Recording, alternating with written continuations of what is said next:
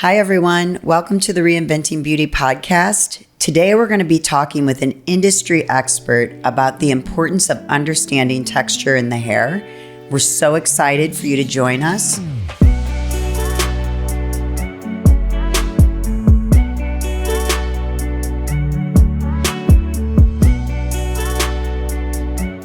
Today we're joined with Naomi Dove, the Aveda It Girl. She is the North American Artistic Director of Texture for Aveda. Naomi, you want to tell us a little bit about your journey and yourself? Well, considering we have how much time, I'll give you the brief overview, but it's pretty exciting. And I think I've loved every minute of it, the ups and the downs. But I started off, obviously, in beauty school, as most people do. But I really want to take it back to like the 90s when I was a teenager. I was heavily influenced by like magazines and TV when there was real music videos. Back in the day when things were good. Back in the olden days, as my kids would say. And it really like structured my life in regards to how I viewed hair. I'd get the sophisticated black hair magazines and try to replicate what I saw in the magazines. And I was into like TLC and Aaliyah, and I was like, I want to look like them. I want hair to look like that. And I decided to just go for it. I was doing hair in the kitchen. And for friends and family, till I got to the point when I was an adult, I wanted to go to beauty school. And my dad was like, you're not going to make any money in beauty. You're not going to make the general consensus. It's so crazy to me. Yeah. And I was just like, but it's fun. It's creative. Right? If my dad had his choice, I would be an attorney or a doctor, which essentially I feel like our industry like really encompasses all of that anyway. Absolutely. Unofficially. So I decided to enroll in beauty school. I went to an institute, Aveda Institute, and I really wanted to go. I said, if my dad could accept that I'm at like an elite, Harvard or Yale of beauty schools, it'll be more acceptable. It wasn't. But nonetheless, the experience there and what I learned later on was similar to a lot of people who wanted to specialize in certain hair textures and types. And more specifically me, I went there thinking I'm going to learn how to do hair like T-Boz. I loved her cut and styling and things, and I didn't. I guess I wasn't surprised, but I thought there would be much more to it. But it was much more to it in a way that it was exciting for me. I love hair color. And the things I was learning in beauty school when it came to hair color, at that time, we were like kind of evolving from the cap to foils. And when I was like trying to understand hair color and what I had seen growing up in the beauty salons wasn't what I was used to seeing. And I remember saying, wherever I can go to do this, to exceed in this profession with this domain, I want to do it. And unfortunately, my experience in hair salons were, in spaces that were separated, right? Mm-hmm. Black hair salon, white hair salon. Right. Just being real. Right. And what I saw in the black hair salon was definitely not what I was seeing in beauty school. But I was intrigued. And I was waiting for that time in my life or in my time in beauty school that I would actually be able to accomplish that. And I never did. But when I left beauty school, I said, I'm gonna make a space. I don't know when, I don't know where. Like if I could be talking to my old self now, I said, I'm gonna make a space for everyone. I'm gonna make that space, that feeling that I feel in beauty school, I want to make that for everyone, and no more of, the iconic kitchen beautician. I want to take those luxury spaces, that luxury feel, and bring it to all people. That's amazing.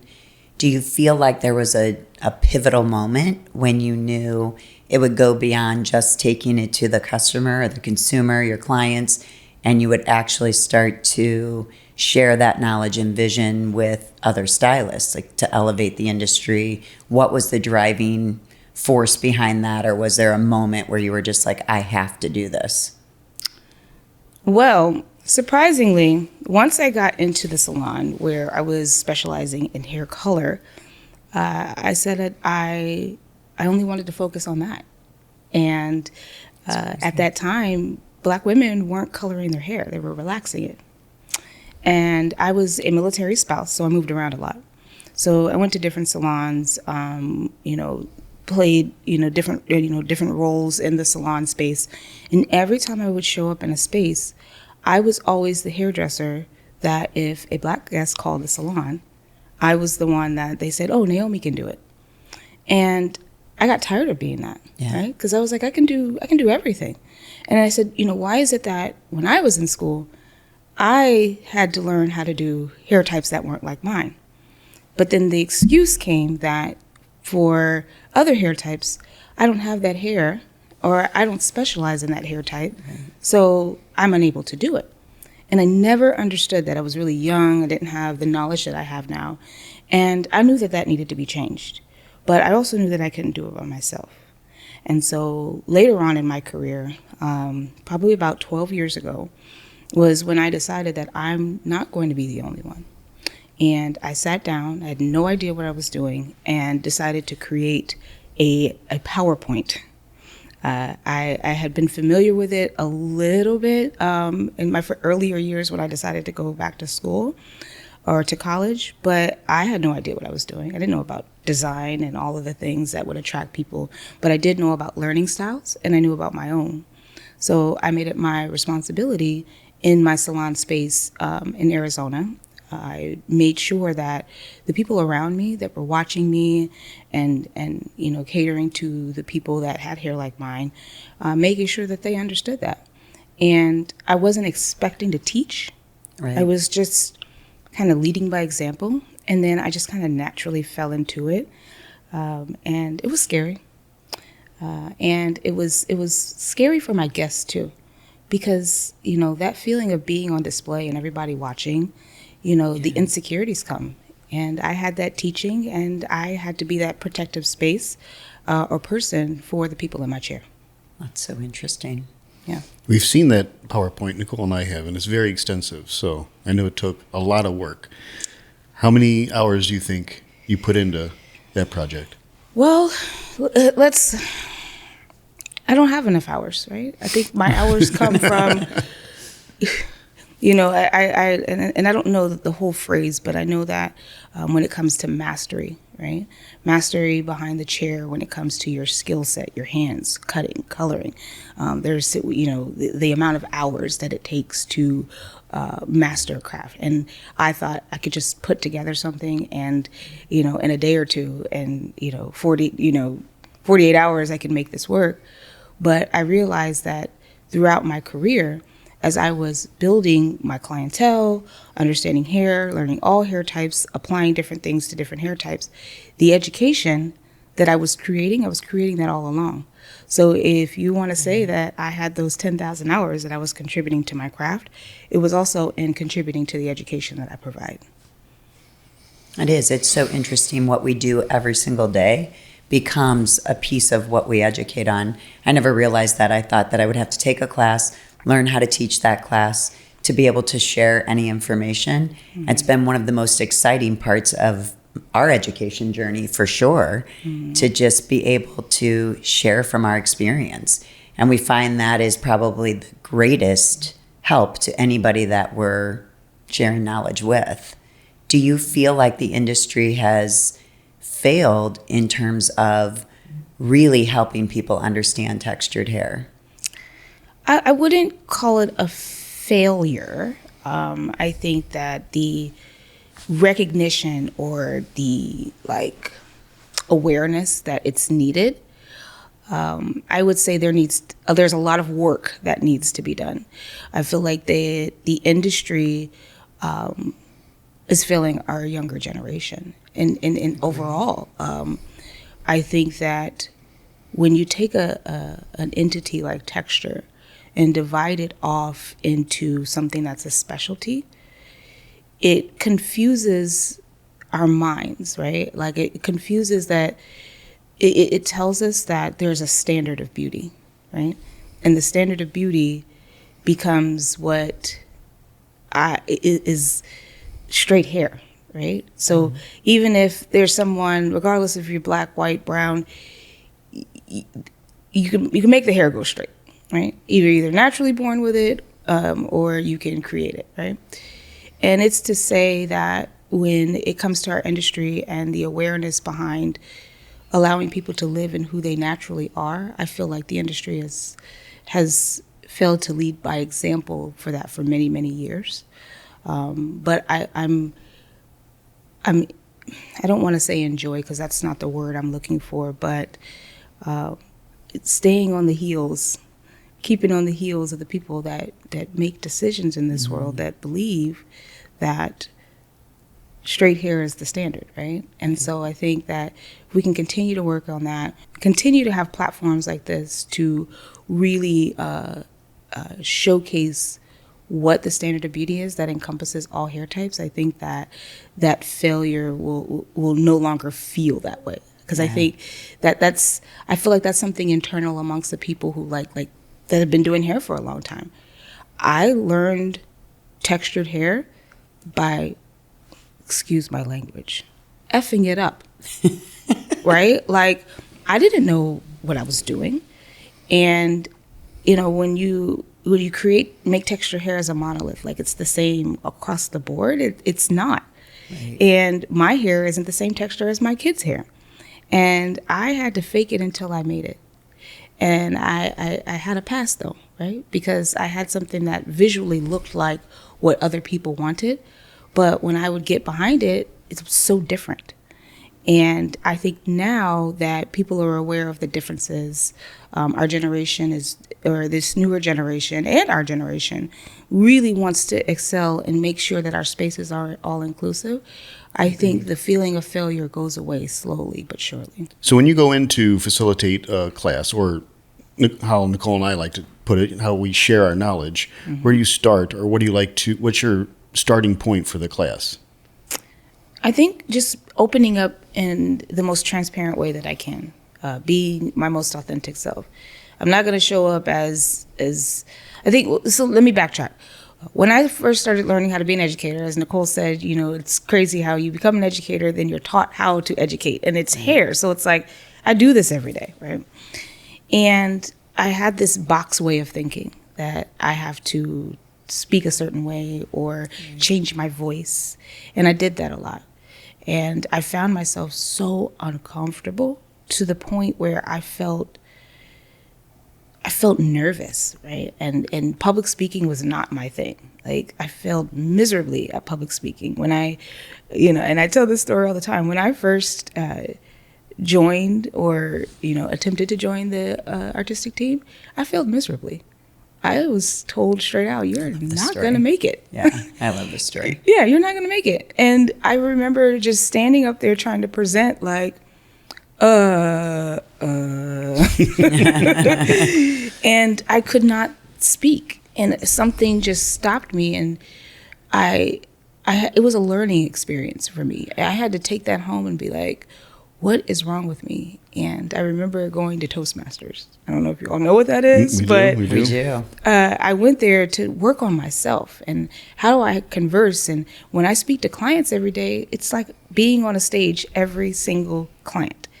And so I took that, conversational, right? The conversation that I have with clients, I made my classroom into a conversation, like sitting on a living room couch. Right. And let's make ourselves comfortable. Let's make ourselves comfortable with each other. And you have to command that attention right away, right? It can't linger. People can't be bored because, I remember being in some classes and I'm like, I am really trying not to fall asleep. And I'm not trying to be rude, but it's like you get to capture the attention of your audience. And so every time I step into a classroom, someone told me, I was doing auditions for some educators, like I train trainers.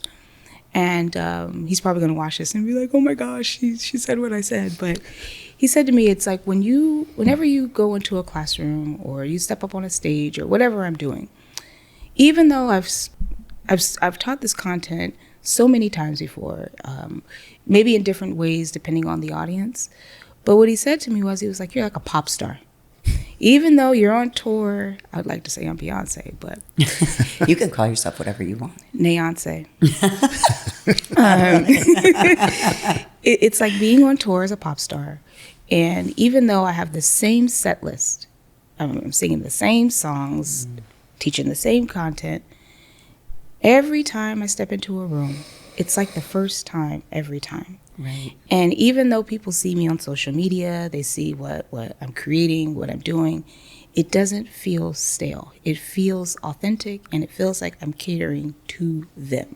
I remember when we started, and anybody that's going to be an educator will go through this, because when we first started, whatever company you're working for gives you a script. And you have to start, and you're just like, I don't want to miss a word. I don't want to say anything wrong. And all of a sudden, you just sound like a robot up there. So until you find your own little voice and how you want to present yourself, it's hard. It's scary, and you sweat a lot. Yeah. Well, it was interesting because once I learned how to do that, once I learned how to just be myself, and take myself professionally in spaces and deliver rich content that that's palatable, that people are able to take with them no matter where they are, I just kept doing it, right? Because I would watch other educators, and I'm like, I don't want to be like that. Right. Not that it was bad, right? But it's just like I don't want to have that voice.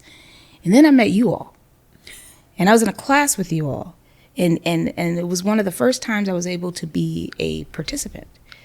And I was so intrigued by how much of yourselves you were. Like, I wasn't bored, because I was worried about that.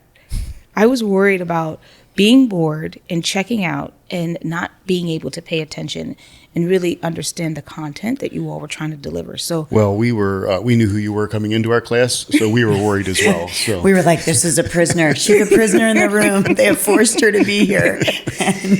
And how are we going to do this now? I mean, there is a moment, I think, when I don't know which it is, or maybe it's a combination of both.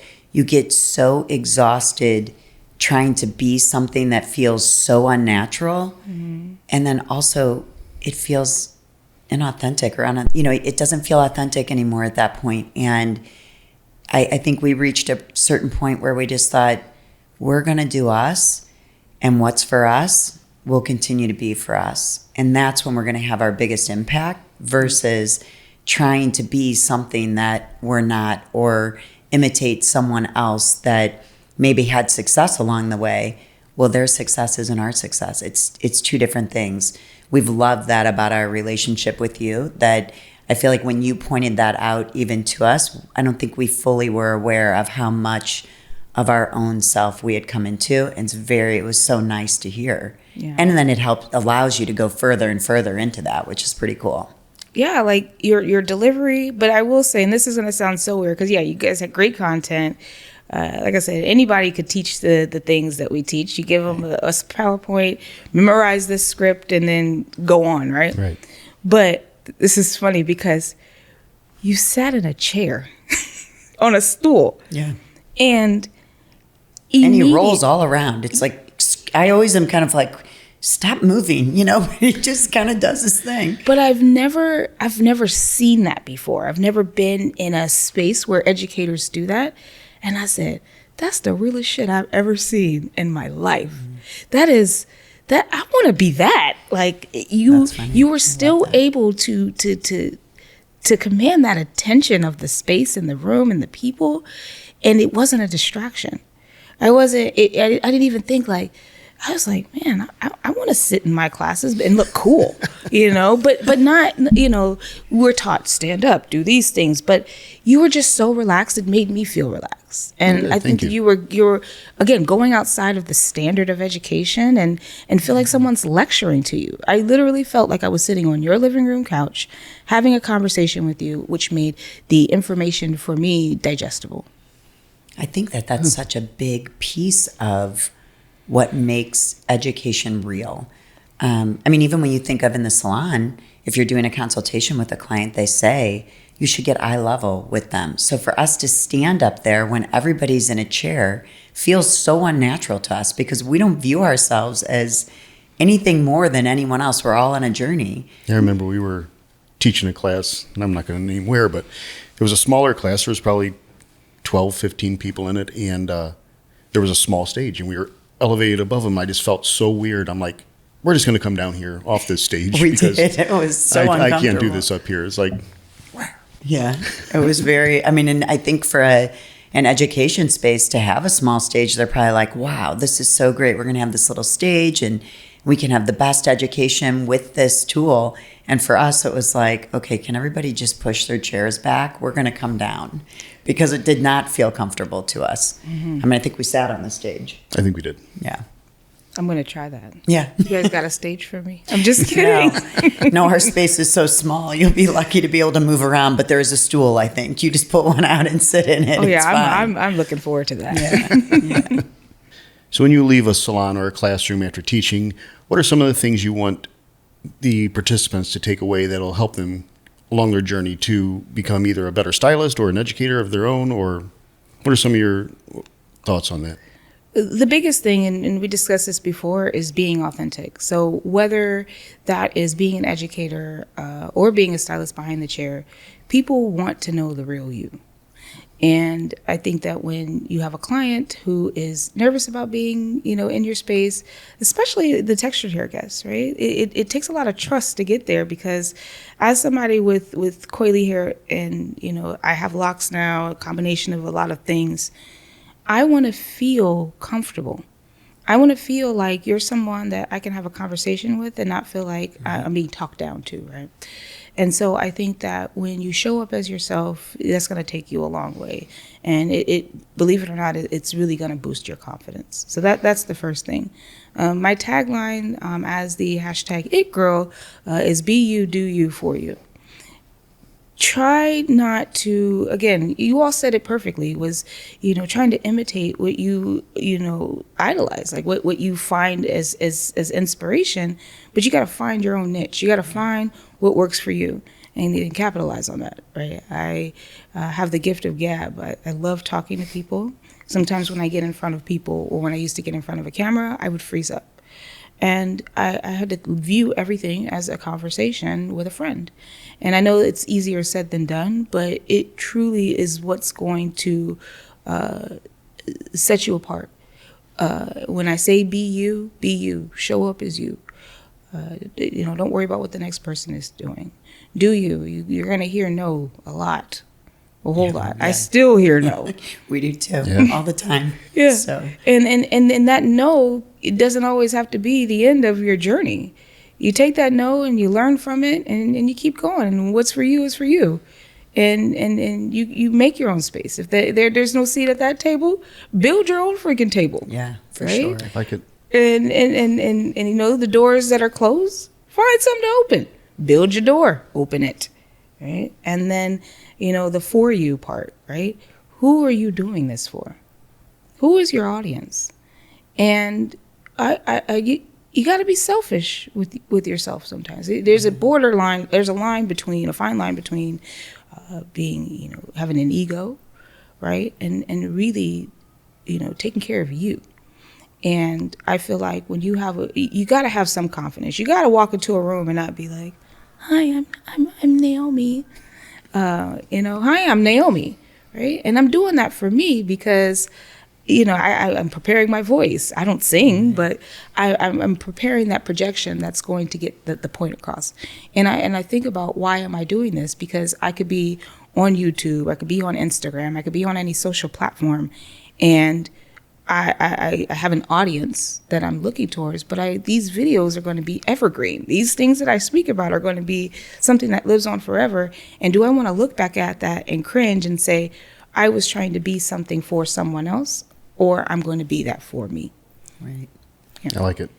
I bet you could sing. No. Okay. I'm the dancer in the family. Oh, well, that's good too. Yeah. not My a bad husband's thing. the singer. That's how we met, all right. actually. You guys had some moves on your little wedding video, yeah. for sure. They were great. Yeah. We They met were great. at a biker bar Oh my gosh. singing fun. karaoke. Nice. So I can't sing, but I love listening to him. Good. What was he Hey, singing? Devin. Cruising. Oh my gosh. I love it. The Smokey Robinson version. I love it. And Tennessee whiskey. Those were the two songs. All right. For Stable That's one of our favorites. Yeah. Okay, so in closing, we ask one question at the end of every episode that we do, and it's basically we want to know what you do to leave people or the space that you go into better than you found it. My energy. Yeah, agreed. The energy that is, constantly, going back and forth between the people, and regardless, and I hope you mean like in a, an emotional sense or physical sense. I really try to make sure that there's something I'm leaving behind that you could take with you forever. And that to me, it elevates the space. It elevates, it leaves an impact on the people from that point into the future. So if that's the best way that I can leave it, then my energy is to come. It's always there. Yeah, amazing. How can people stay in touch with you or gain more information about textured hair through you? Well, I hate New Year's resolutions. I don't do any of that, but I try to be a better person on my social media and content-wise. You could just Google Naomi Dove, Aveda It Girl. You'll find me. Yes, you'll find You'll find You will. something, but nonetheless, Instagram is my main platform. Yeah. And I do like to, if I can't post something that's of quality, I'll post it on a story. But I do enjoy creating and editing videos in education, something that's fun and fast. So Aveda It Girl is where you can find me, or you could just Google the It Girl. Yeah. Well, thank Great. you. Thank you so much. It was so much fun. Appreciate it.